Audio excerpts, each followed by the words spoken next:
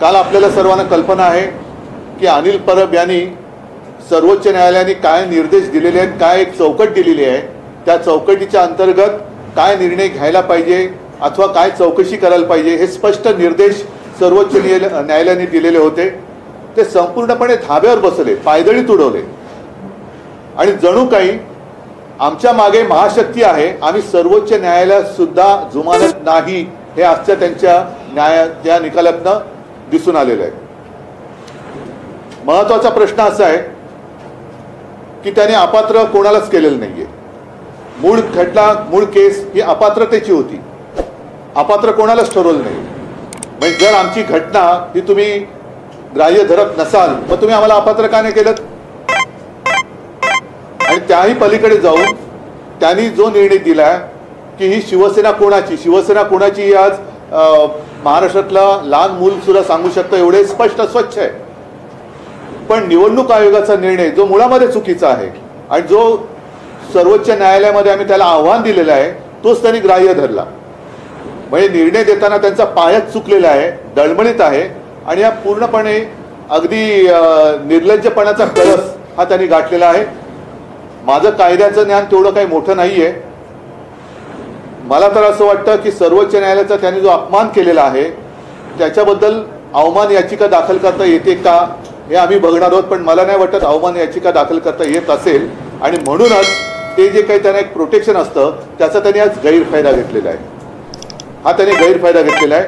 महाराष्ट्रातल्या जनतेला आणि सर्वोच्च न्यायालयाला मी विनंती करतोय की देशातली लोकशाही तर यांनी पायदळी तुडवलेली आहेच, पण आता सर्वोच्च न्यायालयाचं अस्तित्व सुद्धा शिल्लक राहणार आहे की नाही हे सर्वोच्च न्यायालयाने आता ठरवायचं आहे.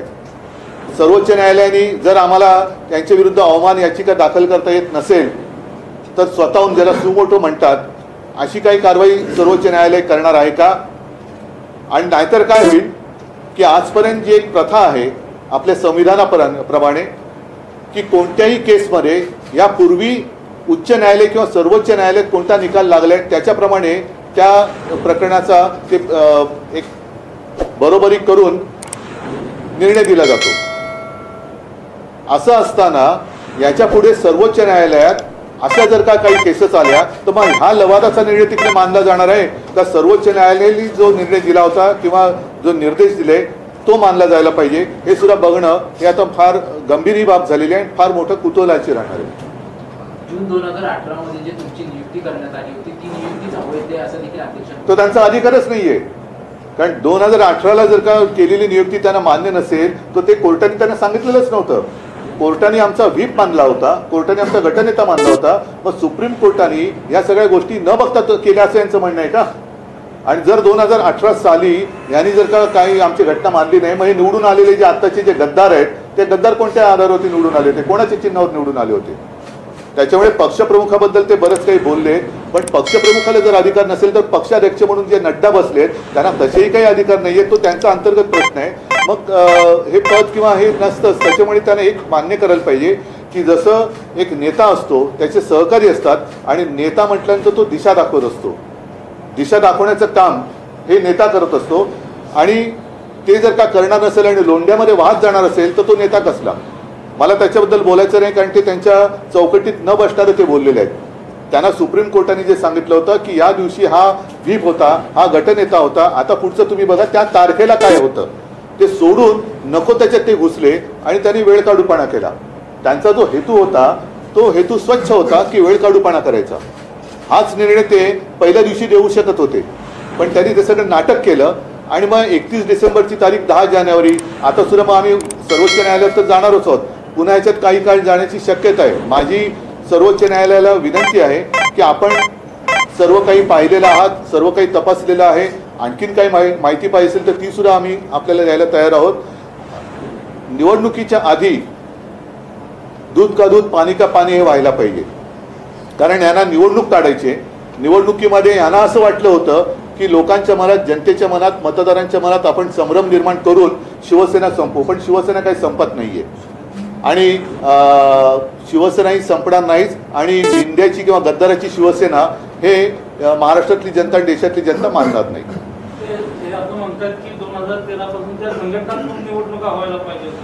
त्यावेळी ते तेव्हा आमच्या पक्षात नव्हतेच आणि आम्ही ते सगळं वेळोवेळी निवडणूक आयोगाला सादर केलेलं आहे. त्या जर झाल्या नसतील तर मग हे मिंदे आणि त्यांच्या बरोबरचे गेले ते कोणत्या पक्षाचे म्हणून त्यांनी त्या अध्यक्षाने ॲफिडेव्हिट दिलं होतं 2019ला आणि 2014 2019 असेल काही असेल आणि आत्ता सुद्धा काय असेल ते. शिंदेची शिवसेना हीच खरी शिवसेना असा निर्णय शिंदेची शिवसेना ही शिवसेना होऊच शकत नाही कारण शिंदे आणि शिवसेना हे नातं तुटलेलं आहे. त्याच्यामुळे भले त्याला मी काल म्हटलं ना की त्यांची मिलीभगत होती. ज्याप्रमाणे त्यांनी जाऊन एका न्यायमूर्तीने आरोपीची भेट घेतली 2दा त्याच वेळेला हे सगळं ठरलेलं होतं. पंतप्रधान जर महाराष्ट्रामध्ये अनिश्चिततेचं वातावरण होतं निकाल काय लागणार अपेक्षित होता माहिती होता का पण तरी देखील पंतप्रधान दौऱ्यावरती येत आहेत. तरी देखील हे डावसला जाणाऱ्यांचा दौरा आधीच जाहीर झालेला आहे आज पेपरमध्ये आलेला आहे. मग हे कसं काय तुम्हाला आधी कळलं म्हणजे तुमचं हे सगळं सेटिंग होतं फिक्सिंग होतं मॅच फिक्सिंग होती आणि आम्ही सर्वोच्च न्यायालयात गेलेलोच आहोत. सर्वोच्च न्यायालयाने एक यांचा आदर करण्यासाठी म्हणून त्यांच्याकडे प्रकरण दिलं होतं पण सर्वोच्च न्यायालयाने जी चौकट आखून दिली होती त्या चौकटीच्या बाहेर जाऊन कायद्याप्रमाणे निकाल न देता एक काहीतरी प्रोसिजर त्यांनी केली आणि कायद्याचा अन्वयार्थ किंवा अनर्थ लावून तो निकाल दिलेला आहे. हा निकाल काही सर्वोच्च नाही. हा निकाल सर्वोच्च न्यायालयात टिकणार नाही आणि जनतेच्या मनात तर हा अजिबात टिकणार नाही. जनता तो स्वीकारणार नाही. उभाठा कशाला उभाठा कशाला माझं उद्धव बाळासाहेब ठाकरे असं स्वच्छ आणि स्पष्ट आहे. उभाठा काय उभाठा काय मग बाकीच्यांची आई वडिलांची नावं पण तुम्ही तशीच लावणार आणि उभाठा असेल तर उभा ठाकलेला आहे मी या अन्यायाविरुद्ध उभा ठाकलेला आहे. हा निर्णय तुम्हाला अपेक्षित होता का कारण तुम्ही काल पण म्हणाला होता की असाच निर्णय काहीतरी येऊ शकतो की मी बघत आहे मी अनेक अध्यक्षांवरती आरोप पण केले होते. हा निर्णय आरोप नव्हते केले मी सत्य सांगितलं होतं. ते जाऊन भेटले हा माझा आरोप नव्हता हे सत्य आहे. हे 2 वेळा आरोपीला जाऊन भेटले हा माझा आरोप नव्हता हे सत्य आहे. भरत गोगावलेंची आणि एकनाथ शिंदेची भरत गोगावले हे प्रतोद म्हणून आणि एकनाथ शिंदे गटनेते म्हणूनच मान्यता ज्या अध्यक्षांना दिलेली आहे याच्यामध्ये आणि सुप्रीम कोर्टामध्ये हे उलट दिसलं होतं. याकडे कसं पाहताय भरत गोगावलेंची प्रतोद म्हणूनच नियुक्ती आहे आणि एकनाथ म्हणजेच काय की त्यांनी सर्वोच्च न्यायालयाचा अपमान केलेला आहे. सर्वोच्च न्यायालयाने स्पष्ट शब्दात सुनील प्रभू आणि अजय चौधरी यांची नेमणूक ग्राह्य धरलेली आहे. सर्वोच्च न्यायालय काही कळत नाही असं यांचं म्हणणं आहे का. त्याच्यामुळे काय झालेलं आहे की यांनी नसतीबाला स्वतःच्या अंगावरती ओढून घेतलेली आहे. आमचं काही बिघडलेलं नाहीये. जनताच पेटून उठलेली आहे आणि जनता हा अन्याय मान्य करणारच नाही. आम्हाला हा निकाल अमान्य आहे. आम्ही सर्वोच्च न्यायालयात जाणार आहोत. तुम्ही घटनेत बदल केले घटनेत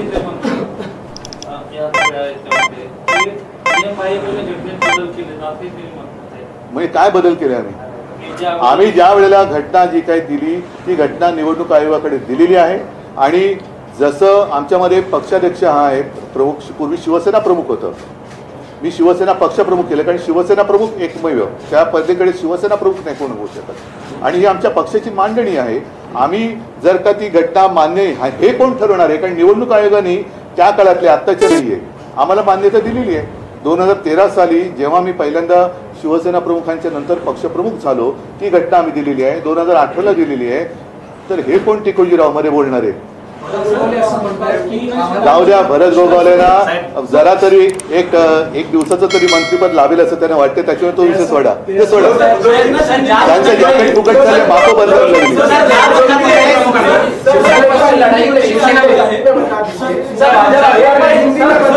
एक थांब ना आता हिंदीमध्ये हा बोली तुम्ही ते नाही मुख्यमंत्री हे काय म्हणायचं त्याला काय शब्द येते चुकी म्हणजे सुप्रीम कोर्टाने तर त्यांना चुकीचंच ठरवलेलं आहे. त्याच्यामुळे ते त्यांची प्रतिक्रिया ही पण तशीच आहे केराच्या टोपलीत टाकण्याची. काय त्यांना असं वाटत असेल घराणेशाही मोडीत काढली तर त्यांची गुलामशाही सुरू झालेली आहे.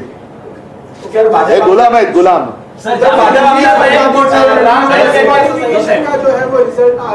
डिस्क्वालिफिकेशन का वर्डिक्ट आ चुका है. स्पीकर नार्वेकर जी ने किसी को भी डिस्क्वालीफाई नहीं किया है. क्या कहना चाहते हैं. मतलब उनको मुझे ऐसे लगता है कि जो जिम्मेदारी दी गई थी वो उनके समझ में नहीं आई. मामला सीधा था डिस्क्वालिफिकेशन का था और इसलिए हम सुप्रीम कोर्ट में गए थे और सुप्रीम कोर्ट ने एक फ्रेमवर्क दिया था क्या होना चाहिए कैसे होना चाहिए और सुप्रीम कोर्ट ने हमारा व्हिप सुनील प्रभु और गुट का नेता अजय चौधरी उसको उनकी जो हमने नियुक्ति की थी वो मान्य की थी। तो सुप्रीम कोर्ट ने कहा था कि इस फ्रेमवर्क में आप देखो कि उस दिन क्या था, तो उन्होंने वो छोड़कर नई अदालत उन्होंने की और सुप्रीम कोर्ट से भी कुछ अलग, या ऐसे उनको लगता है कि इतनी महाशक्ति उनके पीछे है कि सुप्रीम कोर्ट भी हमारा उनका कुछ बिगाड़ नहीं सकती। और ये तो अन्याय नहीं, उनकी समझ के बाहर का ये शायद डिसीजन था, या ऊपर से जो आया वो उन्होंने किया है। और इसलिए मैंने कल प्रेस में कहा था कि ये इनकी मिलीभगत है। अब देखना ये होगा कि प्रजातंत्र की हत्या तो इन्होंने फिलहाल तो की है, सुप्रीम कोर्ट में ये टिकेगा नहीं, लेकिन क्या ट्राइब्यूनल सुप्रीम कोर्ट से भी ऊपर है या नहीं है, या सुप्रीम कोर्ट ही सुप्रीम है, वो अभी देखना होगा। देश में प्रजातंत्र रहेगा कि नहीं रहेगा, मैंने कई बार कहा है, जब हमारी दसरा रैली थी उस वक्त भी मैंने कहा था हमारे बारे में चलो 20 साल के बाद दे दो फैसला, हमें मंजूर है, लेकिन इस देश में डेमोक्रेसी रहेगी कि नहीं रहेगी। तो इन्होंने, इनका मानना ऐसे कि नहीं रहनी चाहिए, लेकिन अब दूसरा सवाल आया है कि सुप्रीम कोर्ट भी रहेगा कि नहीं रहेगा, या ऐसे ट्राइब्यूनल उसके ऊपर रहेंगे। तो अभी सुप्रीम कोर्ट के ऊपर सारी आशा है और जनता को तो ये फैसला मंजूर नहीं है। दो चीजें इसमें है। राष्ट्रीय कार्यकारिणी को ही कट्टरनेता को निकालने का अधिकार होता है, सर नागरिकता ये पहला सवाल आपकी घटना में क्या कहा गया। और 2018 ठीक है, लेकिन पहले जो गद्दार है वो राष्ट्रीय कार्यकारिणी हो ही नहीं सकती, और इसलिए तो हम सुप्रीम कोर्ट में गए। मतलब जिसने डाका डाला वही कह रहा कि ये मेरा घर है। सर आगे की लड़ाई क्या सिर्फ कानूनी हुई है और भी कुछ कैसे लड़ेंगे? नहीं, देखो, इनका जो प्रयास है वो सिर्फ समय निकालना है, समय निकालना है। और मैंने जैसे पहले कहा कि एक तो पक्षांतर, जो पक्षांतर होता है, पक्ष बदली करने का कानून है, उसको अधिक मजबूत करना चाहिए था। इन्होंने तो खुलेआम राजमार्ग बना दिया, क्योंकि इनको खुद को अनुभव है और शायद वो उनका आगे का रास्ता साफ कर रहे हैं, आगे भी कुछ और पक्ष में जाना चाहते होंगे शायद। तर ज्या पद्धतीने आपण बघतो की सर्वोच्च न्यायालयामध्ये सुनावणीमध्ये जवळपास वर्षभर केलं, त्यानंतर आता राम नार्वेकरांनी अध्यक्ष म्हणून वर्षभर काढलं, आणि ते सुद्धा सुप्रीम कोर्टने जर का त्यांना जर मुदत दिली नसती तर त्याने आणखीन जोपर्यंत मला एवढंच आहे, म्हणून मी सुप्रीम कोर्टला विनंती करतोय की आपल्यासमोर या सगळ्या गोष्टी झालेल्या आहेत, आपण सगळ्या गोष्टी ऐकून यांना स्पष्ट शब्दात आदेश दिले होते की या तारखेला सुनील प्रभू आणि हे होते, त्या दिवशी काय परिस्थिती ती बघा आणि तसा तुम्ही निर्णय घ्या। तो न घेता त्यांनी त्याच्या बाहेर जाऊन प्रोसिजर बघितली, घटना ये ते त्या दिवशी व्हीप कोणाचा होता, कारण जर तुम्ही मग काय चोरलत, मग चोरलत काय तुम्ही। आणि आजही माझं असं म्हणणं आहे की या लोकांमध्ये हिंमत नाहीये, स्वतःच्या ताकदीवरती, स्वतःच्या वडिलांच्या नावावरती हे मतं मागू शकत नाहीत, म्हणून त्यांना माझा पक्ष आणि माझ्या वडिलांचा चेहरा लागतो। त्यांना हे काय मर्द नाहीये, हे गद्दार आहेत।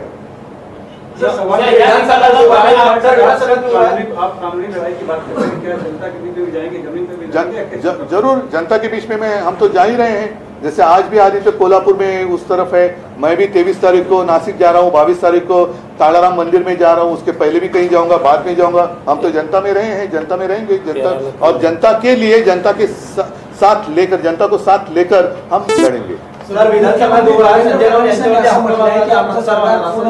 संविधानिक मार्गाने स्थापन झालं, उपमुख्यमंत्री देवेंद्र फडणवीस यांनी म्हटलंय सरकार पूर्णपणे संविधानिक मार्गाने स्थापन नाही, सुप्रीम कोर्टाचे आज शिक्कामोर्तब झालं। नाही, त्यांचं म्हणजेच ते देवेंद्र फडणवीस सुद्धा सुप्रीम कोर्टाचा अपमान करतायत, कारण सुप्रीम कोर्टाने त्यावेळेला जे सगळं म्हटलं होतं की राज्यपालांनी केलेल्या कारवाया सगळ्या चुकीच्या होत्या, सगळं काही चूक होतं, आणि केवळ एक नाईलाज म्हणून त्यांनी यांना मान्यता दिली होती।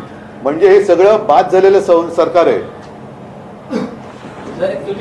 ठीक आहे, मला असं वाटतं की एवढं पुरे आहे। पुढची लढाई लढणार, आणि आम्हाला खात्री आहे की अजूनही सर्वोच्च न्यायालय हे निपक्षपातीपणाने जनतेला, लोकशाहीला न्याय दिल्याशिवाय राहणार नाही। धन्यवाद। जय हिंद, जय महाराष्ट्र।